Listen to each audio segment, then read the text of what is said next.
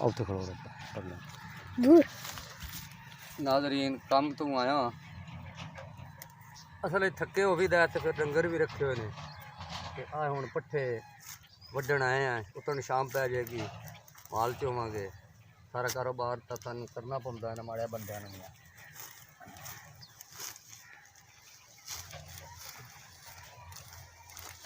माई खेती कर यार माई इधर भी कर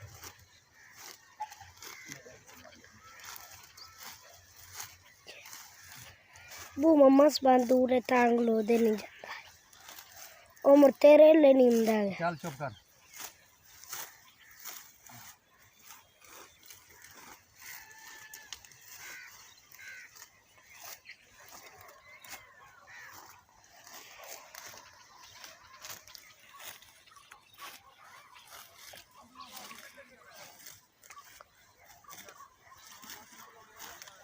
वो चाचू मुर्तज़ आ रही अंदे पे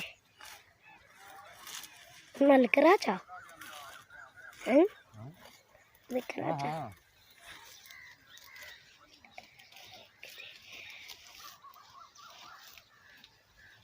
और दे बलाल को तो भी पट्ठे पे वड़दा है और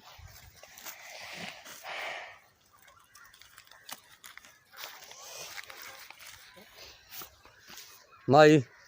जोड़ यार पट्ठे जोड़ अजान जोड़ तू जोड़ पट्ठे जोड़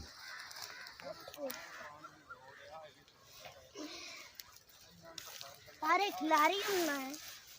चल एक सतरी और वाल नाज़रीन ने जंबो जवार है ये डंगर बहुत खाते हैं और इनके दुध भी बहुत देंगे ये कणक है कणक पक गई अल्लाह चाहता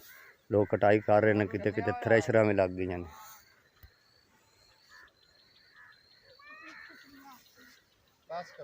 ये सब्जा औजार है जिन्हों आखते हैं कि सब्जा है बस कर एक तीन सौ आख्या भी हो चुक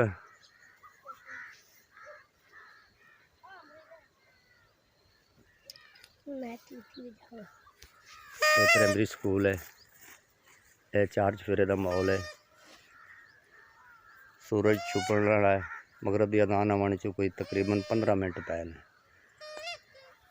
और इस वीडियो नू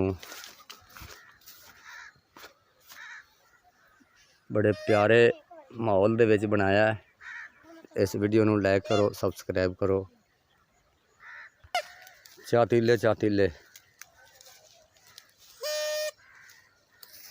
नाज़रीन है हुण पट्ठे पाए ने अगे ये माशाल्लाह खा रही है ते झट नूं चोवांगे एक जुगाड़ ला के बच्चे पानी भर रहे हैं गां वास्ते इन पियावणगे घर नलका लाया होया तू की झोली में दाने पाए उन्हें हाँ मल्लू तेरा हाँ हाँ केड़ा पैप है तू पैप आखना तू पंप आखी जाना है साडा खाना तैयार हो रहा जी बेगम साहब सब्जी काट रही है आलू बताऊँ तो सब्जी केड़ी जिंदे आलू नहीं पाते